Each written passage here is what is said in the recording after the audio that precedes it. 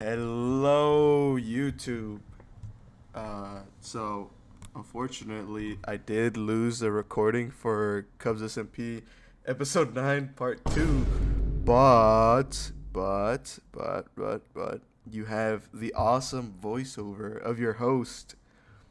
So essentially, what I did was I was deleting stuff because my PC needed some like storage and stuff, and I said, I haven't like had a need for this video in a good minute, right? So I just deleted it, and it turned out to be the 4 hour long, well, the raw recording was 4 hours, but the actual like how long the video was gonna be was like an hour or 30 minutes, because it was just the fight scenes. That's what really made up that whole like event. Just the fight scene. Just the and like the music choice. I cooked so hard on it too, but like I lost it. Sorry. Yeah, but like now all we have is my stupid ass voiceover for this for this for this part 2. Um fuck.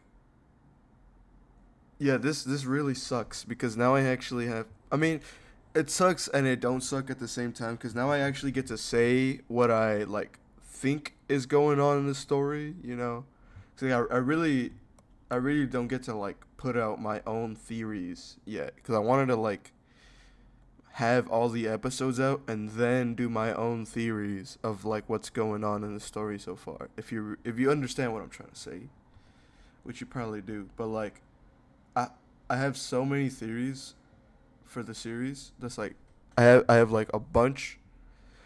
Thing is, I haven't had a chance to say any of them yet. Like I've been writing them down on a Google Doc, but now I have a chance. Like I can go look at that Google Doc and then be all like, "Yo, this is that one time where we had to talk about that one thing." So that's essentially theories plus chapter 9 part 2 explained. I'll do okay, so I have chapter 10, or not chapter, episode 10. Fuck it up already. But yeah, I have episode 10. Chapter 1 has come to a close. Chapter 10 is the last episode for this chapter. So next chapter is chapter 2, which I hope gets into a lot of like normie lore because I really like my own. Not because I'm like an egomaniac or something. That's like half of it, but like I really like my own lore. You know, like I think I just so far out of all the lore for all the character lore that's happened to anybody, I think I've liked my own mainly because my character is like the type of characters I actually like. It's like with my character, I'm seeing a little bit of like the villain and the good guy. So like I could really just go into whichever type of character I want to go into. So if I ever just decide, oh, I'm gonna be a bad guy in the story, I could be a bad guy. Or if I want to be like the hero, then I could be the hero. Because like the strongest could really mean anything. Like the strongest as in like Sukuna or the strongest as in Gojo. All right, and I know you guys don't want to like hear me keep on like just yapping about this intro, so I'm just really just gonna go into it. So I hope you guys enjoy the video. I will be having gameplay in the background. It's not really Minecraft related, but it is Type Soul, and I hope you guys like the video. I know it's not like the normal thing. You guys probably don't want to hear me talk about it. You guys would rather like either watch it if you like watching stuff, but unfortunately I don't have like the actual video. The next one will be a similar to what I normally do, except it'll be you'll see when it comes. You'll see when it happens. But for now, I hope you guys enjoy this. I'll probably be able to put a lot more effort into this one, because like I actually have to make something viable. So I'm just gonna stop yapping and I'm gonna let you guys get into it.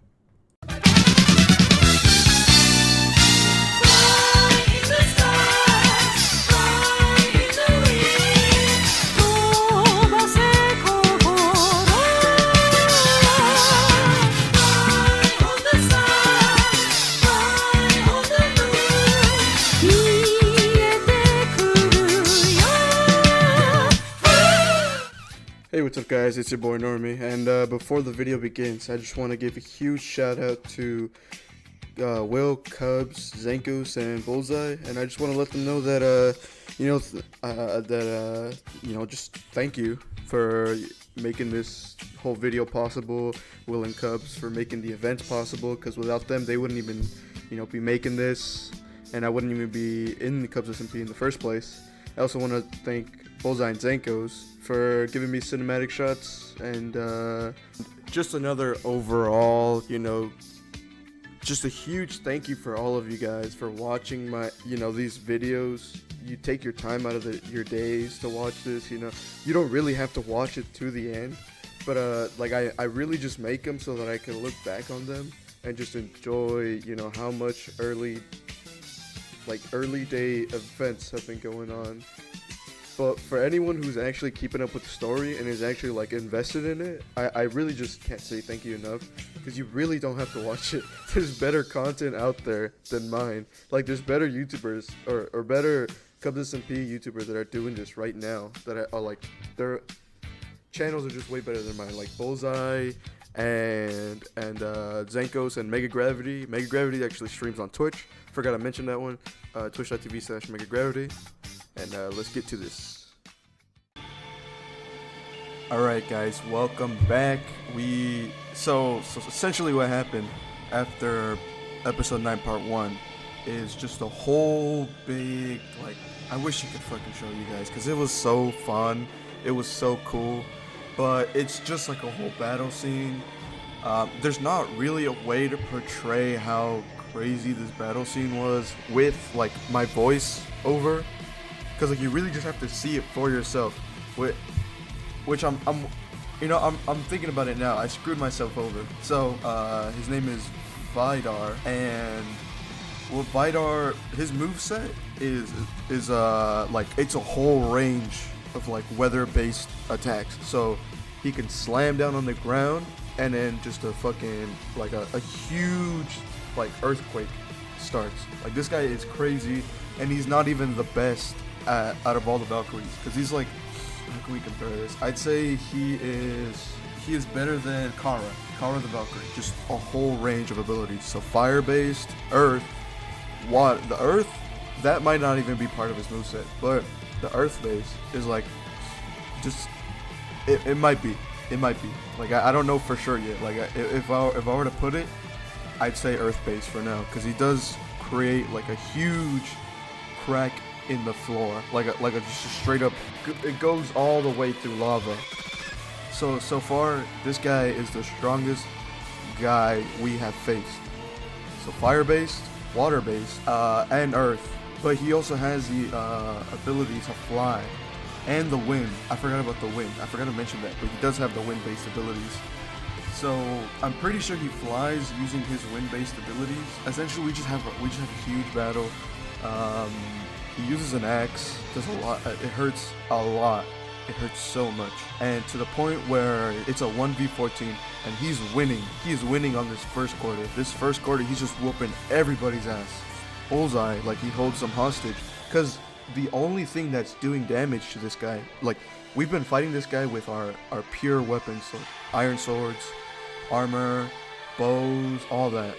Just our normal standard kits that we have, and the only thing that does damage to this guy is the shard. So in an event prior to this, so basically, I don't know if the Zack character is written off yet, but Zack and Norman, they go looking around, they see a huge statue that is meant for and these 4 giants, and that small shard that pops out is a shard of his sword, an actual shard of his sword. And for some reason, that's the only thing that does damage to this guy. But now it's in the hands of the new wielder of the shard. So I don't know for sure 100%. The shard is now with Friende. And the thing about the shard is that it only does damage to god level guys like Vidar. Vidar knows that we have a shard. He was given the axe. He was trusted with the axe. So he has the axe from last event. Vidar sees that we have an axe and a shard. And these are super powerful things. The shard alone is from a hero, just a huge fucking giant hero. The axe is blessed by an elf, like Zoom is just a full elf. I don't think she's like a mixed elf or anything like that. She's just a full-on elf. And then it's also forged with a dwarf. So now it has like the attunement of an elf and a dwarf. So it's like super powered up. And Bullseye gets himself caught with like a special, like he gets grabbed the axe to Vidar, and if we don't do that, then Bullseye is dead. And Frende has a final like gambit, stabs him on his fucking chest, cuts like huge wound, bigger than any wounds that we've ever done with our like little weak swords, our unattuned weapons. So just think of them as like normal swords, you know, fighting a freaking god, like a god level being. And the only thing that does damage, thing is, I don't even know why it does so much damage to him. We're not gonna complain, you know. We gotta get back to the tree. That's the #1 goal. And if we have to kill this guy, then so be it. And this is where shit goes down. Like we just go balls to the walls fighting, no hold bars. Like we cannot be dying. If Vidar starts getting, this guy gets brutal, bruh. He grabs the blunt side of his weapon and he smashes Cola's leg. He like just straight up snaps it, and that's his fucked up leg. He can't walk properly for the next event. So keep this in mind, because it's foreshadowing for the next event. First one down, and I don't know why these were probably at random, or maybe these are like, so next is Pfeiffer. And with Pfeiffer, he grabs his hand and he rips off his middle finger, like just straight up rips off his middle finger. Probably breaks his hand in like the moment. So that's Pfeiffer down. He's got damage to himself. And next, bro, he does not hold back. If you thought smashing of the legs for Cola and breaking of the hand and ripping off the finger of Pfeiffer, he does not hold back on Norman. So he grabs Norman, right, by the fucking neck. He grabs him, incapacitating him, and then he cuts his eye, like his face. He cuts his face, and that's one eye gone. And with that eye, Norman is incapable of seeing from the left side of his face. So this damage that he's sustained, he can no longer see. I don't know if that eye is gonna be like permanently gone. Maybe it's like, maybe there'll be something. Maybe it's like, you know, only the face was cut, missing the eye, or the eye itself, eye and face, huge gash, eye is gone, fucked up face, eye patch for the rest of his life.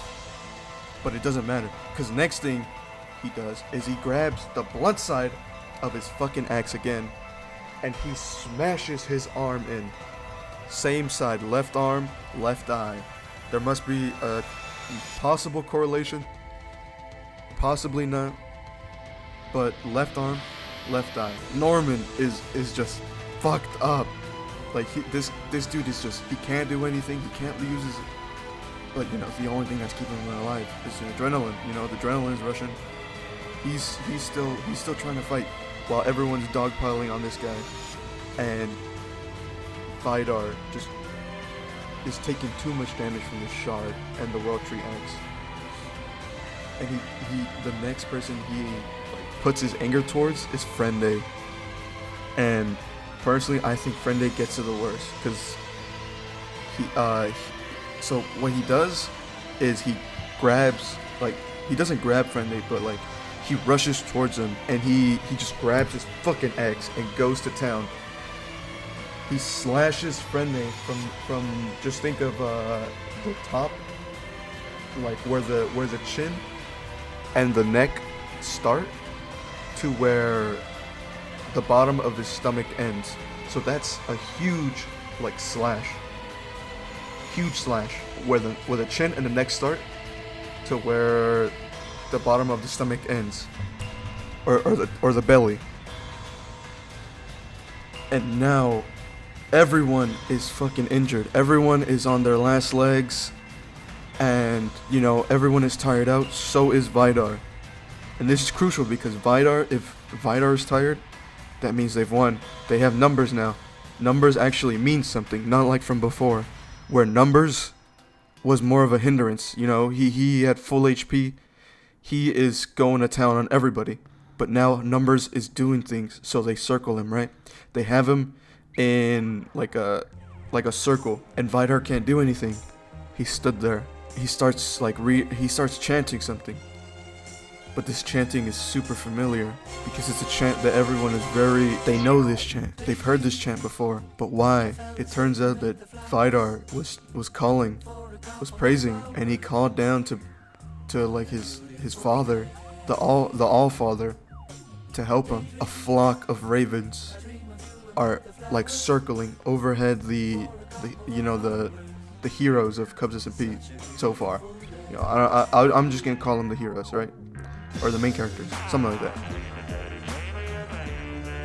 And Vidar just fucking causes an explosion. So as a final gambit from Vidar, he calls upon the All-Father to help him out, to get him out of this situation. He's lost, but he doesn't fucking care. This is a final stand for him. So he calls upon all of them.